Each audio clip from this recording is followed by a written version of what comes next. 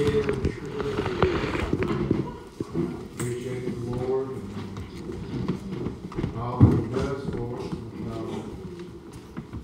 Appreciate the Lord coming and praying for me. The Lord knows all about us, knows what we need, knows what we can handle, what we can take, and just one step in. And I thought, as Brother Chess was talking about them speed bumps in the road, and I thought, I'm not very old, 38 years old, but been in it a little while, and I thought not near as much as some. I thought some been in it a lot longer than me, but I thought I find that as the further I go, things start coming up, like you said, Brother Chester. You start facing things, I'm sure you faced a whole lot more than a lot of us in here. I thought, we can look at the experiences you've had, the time that God's moved for you all, and it can help us. I thought maybe like in a natural type thing, you was talking about it getting dark outside. I thought as I grew older, I thought people would tell you how this time of year they say, well, it's depressing. It's depressing when it starts getting dark. I never thought of that growing up. Well, as a kid, you're going to school, you thought, well, Lord, it's going to start snowing and I'm going to get the mints, get to this school. You didn't think about it being dark and depressing, you can't go outside. And when you're young, I guess you think you're invincible. Right. Come on, and maybe you think, I'm going to go out anyway if it's cold or what. But I thought you'd have heard my testimony, but I found maybe this time of year is when I had a lot of problems, come up on me, face some of my speed bumps, my roadblocks, and I found myself that word they talk about depression, I got acquainted with that word, and I thought, let me just testify a little bit before I get started, but I thought, when I met my wife, her parents, they kind of got problems with that, and I just took it light, I said, well, they just need to pray. The Lord can help them. I just brushed it off. But when it comes to you, and you face it yourself, it becomes real to you then. It does. And I found out now that I have so much more compassion on them than I did before I went through it. If you've never had faced that, I hope that you don't. I hope you get spared of it. But if you do face it, I'm standing here tonight to say that God can bring you through it. He can bring you through it. He'll be faithful. He's one that sits closer to you than a brother. I thought maybe we was at, I believe it was Blackmont the other night, and there was a brother got up and he began to testify, older brother in the Lord, and he began to tell that how that a problem that he had, maybe an issue. He said he called his mom. He knew that if he called his mommy, that she could pray and help him get through it. More or less he's trying to say your mommy will pray. My wife tells me all the time she loves the kids more than I do. That's what he's trying to say. That's what he was getting at, that the mothers, they got a heart. And in his summation, when he's getting done, he said, so if you got a problem, he said, call your mother. And I thought, Lord, I don't have mine no more. Mine's gone, and she's been gone a year Saturday. But as I was sitting there, I thought that he can be my mother, and he can be my father. Woo! He can be everything you need in house. Everything you need. And I know, I don't want you to get me wrong, I don't believe you will, but say some out there that believe God's a woman. I don't believe that. I'm not throwing off on the women, but he ain't a woman. God's not a woman. But what I'm trying to say is he can be anything, Jerry, that you need him to be. That's right. I thought maybe one time in my life my mom and dad split up, and Mom didn't want it that way, but Dad that's the way he wanted it. And Mom wanted to stay with him and not going into all of that. But it was just me and Mom. My sister got married and moved out, and it was just me and Mom. I don't know why I'm talking like this, maybe to help somebody tonight. I thought it was just me and Mom. And I thought Mom, she had a ticket, you know, and no doubt it was hard on her. Just me and her there, and no doubt she would have loved to have Dad still there, and this is my sister, but I can't remember, can't tell you the situation, but Mom got aggravated one night. I don't know if it's me or what, something I did or what, but anyway, this part I'll probably never forget, as long as I got my memory. Come on, bro. But girl, she looked at me, she said, I don't need you. Oh, that broke my heart. That broke my heart. I remember going down in the basement and we'd wash clothes down there, and I went down in the basement and I cried. I cried and I said, Lord, but I got you, and you can be my mother. She didn't mean it. I forgave her over. You know, she loved me, you know, just as good as anything, but I thought sometimes we get carried away and we say things, you know, when we say things. But anyway, God can be everything that you need him to be tonight. Everything he can bring you through, every problem that you've got, every storm and every trial that you're going through, he'll stand right there by you and help you through it. Sometimes, Jerry, I don't feel him. I feel like he's a million miles away. But Chester, he's right there. He's right there trying to help me. I don't know if I've told you, but I was just a young Christian, and I just felt in my heart, oh, I'm just doing good. And I come down the hill to Haywood after church one night, and Lady Logan came to me, and she was feeling the Lord. I thought she was going to prophesy to me. And she said, more or less, the Lord really wants to help you. She said, he really wants to help you. I can't remember, it all seemed like maybe he was close by me, but he really wanted to help me. I thought, well, that's good, you know. I thought, that's good. I wasn't going through no problem, you know. But then it wasn't just a little bit. I needed him to be right there. Yeah. He wanted to help me. Sometimes he'll send you help before the storm, before the trial. Yeah. You ever seen somebody get a real good blessing, and then they go through something? Oh, yeah. And that blessing helped them get through it. But I thought God will be everything you need to be. Amen. Maybe it won't take a whole lot of y'all's time tonight. But maybe if you want to follow with me, we're going to be 1 Samuel. I might skip around a little bit tonight, but 1 Samuel, we'll start the first chapter. The first verse, if you want to follow with us, and I'll skip around in this chapter and just try to deliver what I believe God wants me to bring tonight. And again, it's so good to be with you all. I'm just thankful that we was able to be. I thought I was all over. Seemed like the world, as they say today. I was off. I had to go to Abingdon yesterday to help do interviews, and I got up kind of early for me.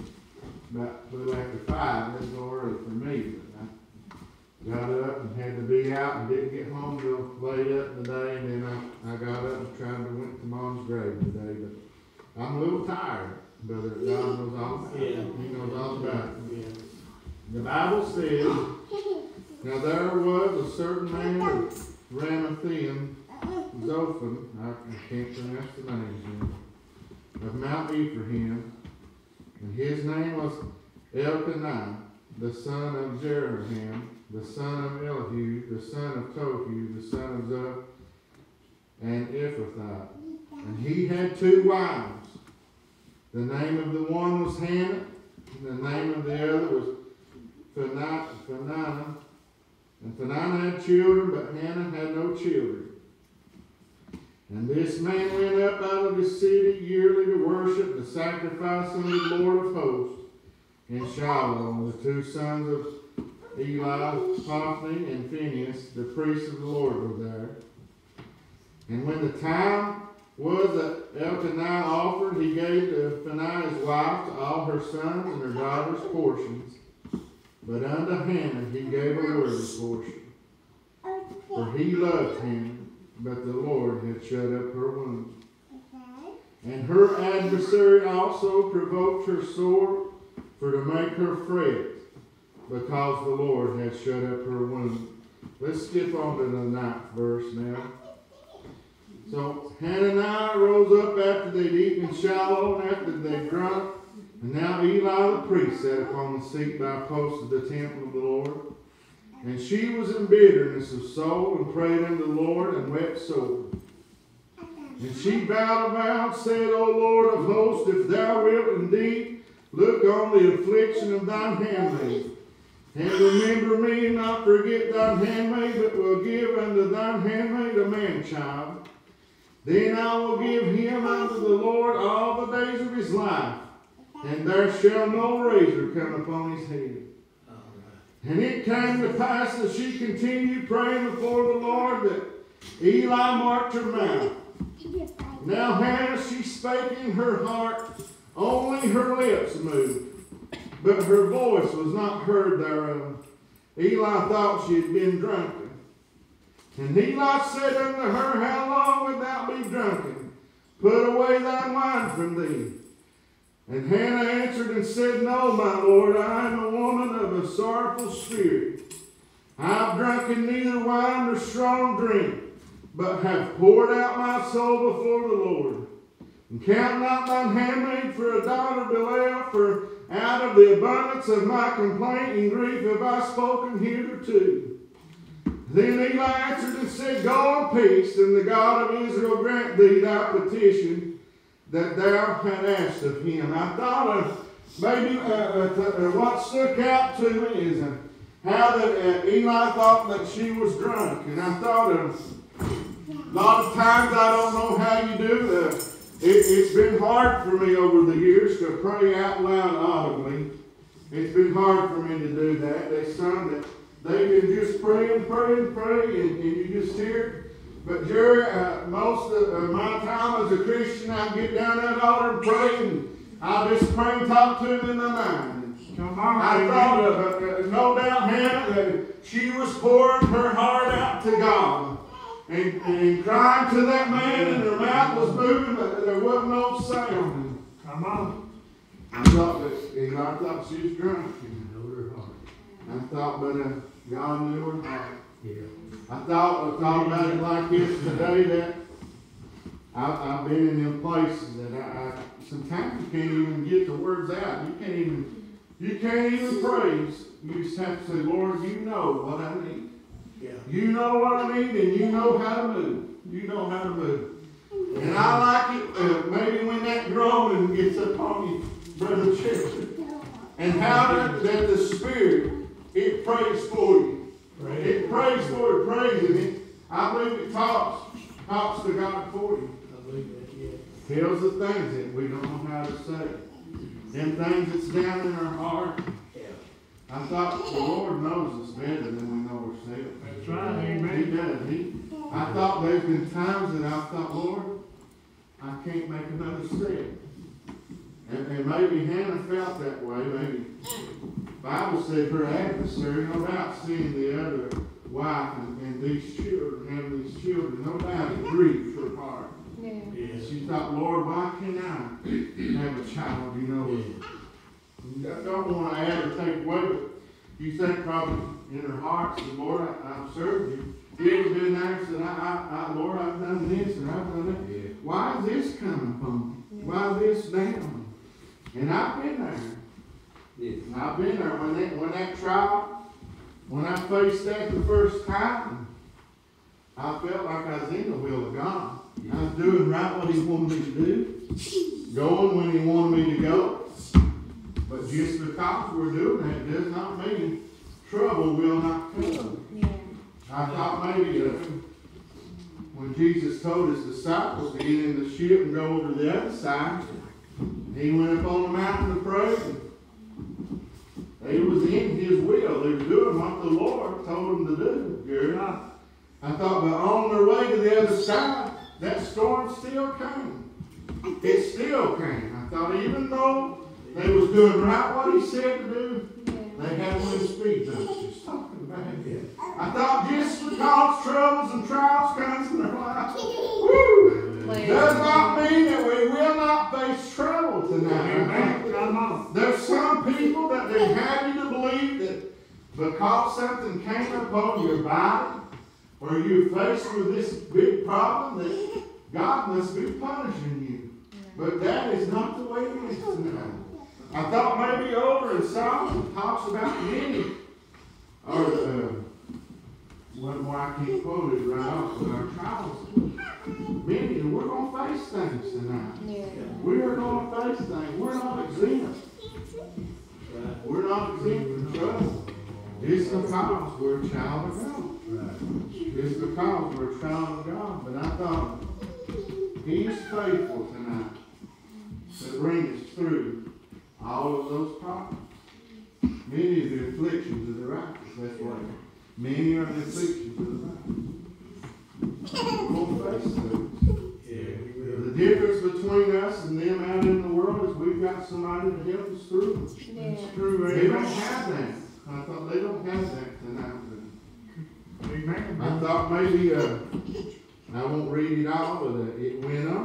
And Elkanah, you know, it said he knew Hannah. And she conceived. And she bare a son. His name was Samuel. I saw when he got wind, they brought him before the Lord. And let's skip on over there in 26th verse. And she said, O my Lord, as thou so liveth, my Lord, I am the woman that stood by thee here, prayed unto the Lord. For this child I prayed, and the Lord hath given me my petition, which I asked of him. Therefore also I lent him to the Lord as long as he liveth. He shall be lent to the Lord. And he worshiped the Lord there. I saw that God was faithful. He heard her cry. I thought sometimes in his life it seems like you think, Lord, but when are you going to move? But earlier when I was talking about that he knows, we don't even know what it says, I thought we'll think, Lord, I can't go any further. And he says, yes, you can. Yeah. Yes, you can. You think, Lord, this is it. I can't go no, I'm going to follow. This is it. And he pushes you a little further. He knows just how far that we can go. Because he's curious. He's curious. I thought, and on the other side of that, there's a point. He knows right where it is. Yeah. When he says that's enough. When the enemy comes to fight us and bother us, he knows that point. He says, that is enough. You're not going to touch him no more. You're not going to come against him no more. That adversary is not going to trouble you no more. That is it. That's it. I got one more place if you want to follow with us. Maybe over in Luke, the 18th chapter, if you want to follow with us in the first verse. And he spake a parable unto them for this end, that men ought always to pray and not to faint. I thought it'd be easy sometimes just to give up. And I thought my mom had such great faith. I mean, she just had faith that God could just heal her from that cancer. She just believed He could do it. She believed He's going to do it. And I believe you have to believe that way. For Him to move, you know, if it's His will to move, you have to believe that He can do it. Yeah. And just because He doesn't mean that He can't. Yeah. Just means it wasn't His will. And that's what I try to pray sometimes. We'll have people come up to home church and they want prayer. And we'll get to praying for them during. I try to pray, and it's hard. It's hard for yourself or somebody else to pray and say, Lord, your will be done. Your will be done. I thought maybe Mama told me, and I don't know his name, but I guess I may have been a real small child, but anyway, there was a preacher, I guess maybe one of them televangelists, but his child got real sick. And he wanted everybody praying. I just put it out on the TV and all that. And probably knew a lot of people. A lot of people all over the world that's prayed that the Lord would come by and heal that child. And the Lord did. Well, went on down the road. I can't remember. It's been so many years, but whatever happened, it'd been better if the Lord would have took that child when he was young. Yeah. Because I guess now he got, whatever he did, he was lost. You know, whatever. He was lost. But God knows what to do. Yeah, he knows what to do. I thought, and it's hard for us. This old flesh right here. It's hard for us to say, Lord, your will be done. Because you know best.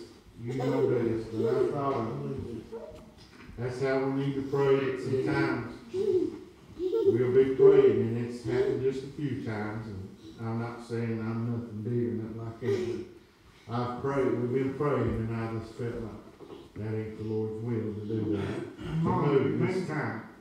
Yeah. That ain't His will to move this time. And then I prayed, and it's like there wasn't much hope. They didn't have no hope, and I felt that it wasn't His will that that person would die. It just wasn't His. But God got all power. Yes. But we have to believe. We have to believe. He's not going to force anything on us. Right. I thought, but it's out there if we want it. So just this little bit, and I'll be done. And I'm going to take all the time. And he spake a parable unto them to this end, that men ought to always to pray, and not to faint, saying, there was in a city a judge, which feared not God, neither regarded man. And there was a widow in that city, and she came unto him, saying, avenge me of mine adversary. And he would not for a while. But afterward he said within himself, though I fear not God, nor regard man, yet because this widow troubleth me, I will avenge her, lest by her continual coming she weary me. And the Lord said, hear what the unjust judge saith, and shall not God avenge his own elect, which cry day and night unto him, though he bear long with them? I tell you that he will avenge them speedily. Nevertheless, when the Son of Man cometh, shall he find faith on the earth? I thought maybe we have to pray. We have to keep going till we do. I think you're not going to weary this man.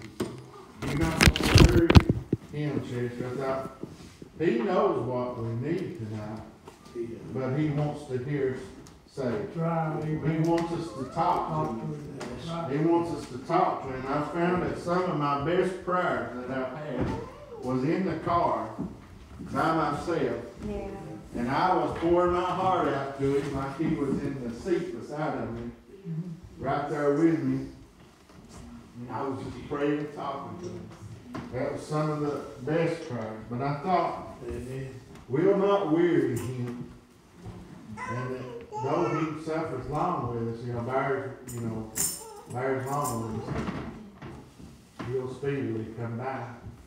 Sometimes I feel like I wish his speed was my speed.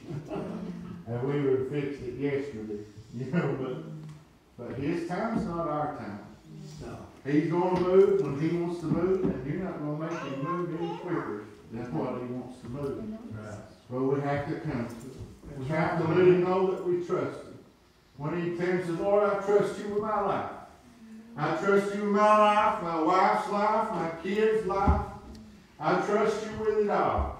I trust you with it all. I thought maybe Chester was talking about that little woman sitting back there. And I didn't know who she was or anything about it. And like I was trying to tell you all that night, I thought I was going to get to go pray for Judy. But as I walked back there, I just felt to go pray for her. I could have just turned her back around. I looked right up there and seen Judy, but I just didn't see her.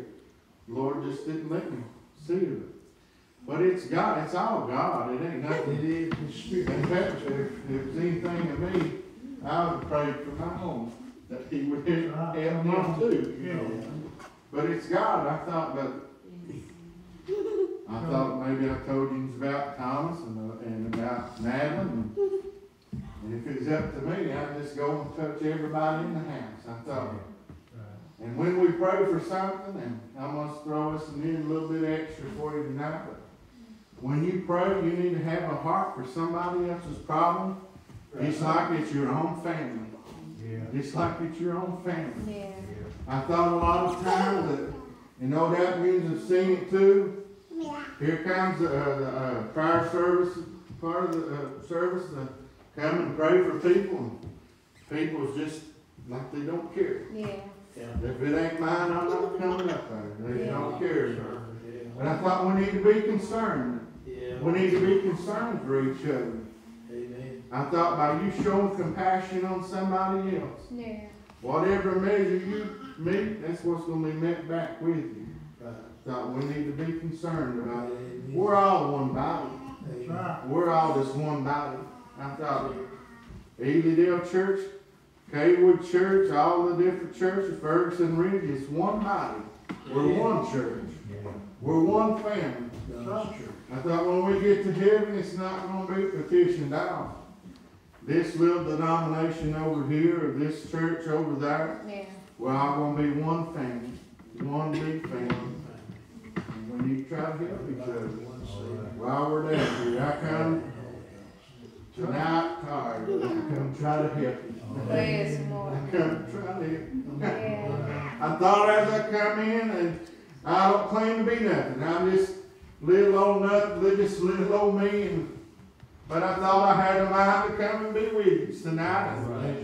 A lot of times, you don't get much time. You know, I work Monday through Friday most of the time, and you don't have a lot of time to do things. And yeah. I wanted to try to get so much into the day, but I wanted to come here tonight to be with you all. I thought, I don't know if you remember it, but I thought, I remember one day, can't place back where it was at, but the church come on my mind. And the Lord told me, said, your work's going undone. And I didn't even know that, can't even think of his name right off, but the other brother was coming to heaven. I didn't even know he wasn't coming anymore. I didn't even, when the Lord moved on me to come down here, I didn't know he'd quit coming, you know, like he was. But yeah. I thought I'd like to help you if I can. I'd like to help you if I can. I thought, I've not got much help that I can give, but what I've got, I'm going to give it. All right. You know why I want to do that? Because I love the Lord. Yeah. And I love you all. I don't know a lot of his names. I may learn them. I thought, but I didn't know Jerry lived around here. I didn't even know. I said, Jerry, you live in Virginia? Yeah.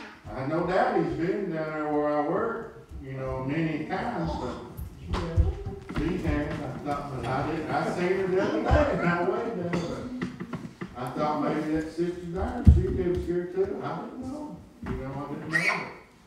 We don't know, you know, but sometimes you'll be at work and the Lord just lets you know that person's different. That's right. You know, that person's different. You know, they're different person. That's a whole different message. But how you present yourself, how you act and carry yourself out, people will know that you're a child of God. It ain't always in the dress. That's part of it.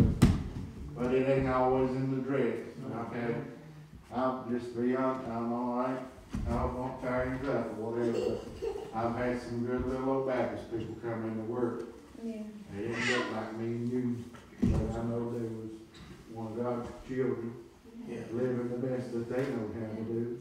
Yeah. Living the best, probably some of them might be a little heavy. You say, well, how can that be? You know, how can that be if, you know, God will teach you this way if you want to know it. God teach you. Yeah. If you want to know it, I thought these deeper depths and closer walks that I've not even touched yet. Yeah. And that we've not even got into. And I don't think none of us is walking on water. Anything like that, raising the dead, these things we can get into that we're not. I thought, but God's got people everywhere. He's got people everywhere. He got them over here at Elydale. Got them over the mountain, got them over at Carolina. He's got them everywhere. And there ain't one that I don't want to go with. I don't want to go with anybody that man deems worthy to make it. Amen. I want to make it with him tonight. Amen. I thought God can help you through all of your storms, all of your trials. That woman, all she wanted was a child. All she wanted, that was a big thing. The Bible said the Lord shut up her womb. And you think, well, why did that? You know why? Why is that? But he's got a purpose for everything.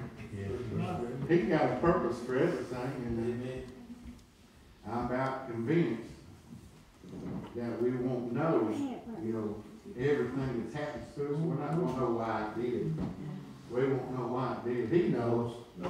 Maybe I went through my storm so I could help you. Maybe that's why I went through my storm. Make me closer to God than I was before.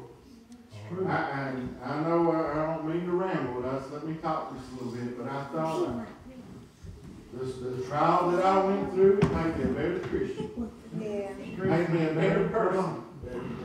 Gave me more compassion for my fellow man. I thought what people was going through. It gave me more compassion for them.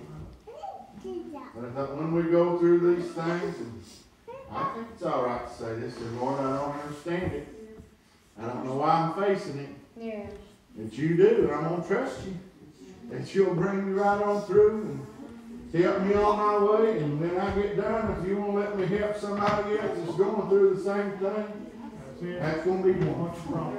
That's going to be one. Help me make it through. I thought I've done told you, but let me just tell you again. I thought, Brother Charlie felt like having me go over to that church, and I went right over there and did not even know it. I thought they got all these church groups and text groups. And sometimes it's good not to even be a part of none of it, because you don't know everybody's business. And there was a little sister sat about where you are, Jerry, in that church, and I did not know that she was facing some of the same things that I was facing. I thought, but God, let me go and help that little sister. I thought, it's all God. It ain't me. It's all God. But He let me have that compassion, Jerry. I thought you come and prayed for me earlier, and I thought your hand was ice cold. I was thinking, Lord, thank you. Thank you for that. Any kind of little help that He wants to send my way, woo! I'm willing to take it. Woo! I thought maybe,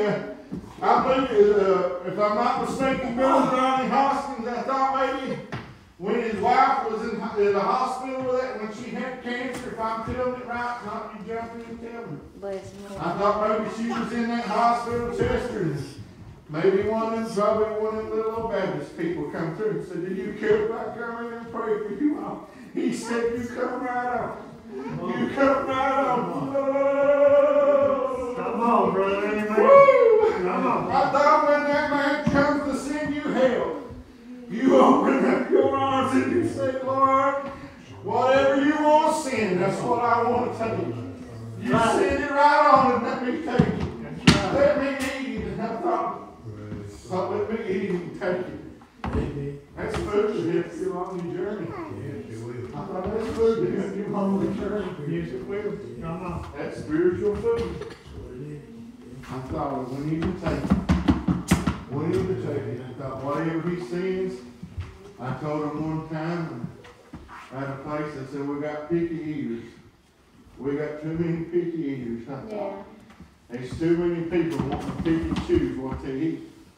If it don't come from their preacher, they don't want to eat it. That's it. If it ain't their singer, they don't want it. And if it ain't their prophet moving on the floor, they don't want it. There's too many picky eaters. I thought, I'm not saying you all are. I'm talking about the church as a whole. I thought we don't need to be picky about what God sends. No. If it's the real genuine thing, I want it. That's right. Don't matter who it's from. That's right. Don't matter what your background is. That's right. Nothing like that. Thought if God forgave you, bring it on. That's right. I'll take it. I'll take it. But I'm glad to be with y'all tonight.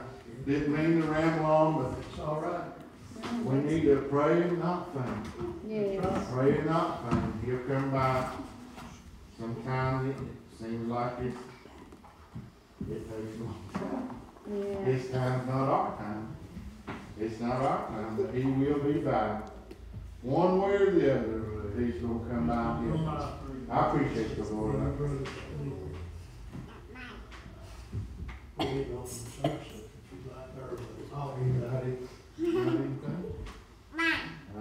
appreciate the Lord tonight. If you want to pray, come pray. Yeah. Come pray. Good to be with you. Yeah, we gonna share. We will appreciate you. We've pastor that passed away here several years ago, Marcia Snow. Wonderful, wonderful person. And, you know, but during that time, this little church has struggled off and on. And for maybe, nearly 5 years, was it? No pastor. Well, it's still not a pastor. You know, all these years and people, God's always sent people, but during that time, you know, we survived and grew. It was very spiritual. A lot of people, I said, you're overlooking something you don't really realize. You're right amongst you sometimes. God can move, but anyway, we do appreciate you. Anytime that God moves in your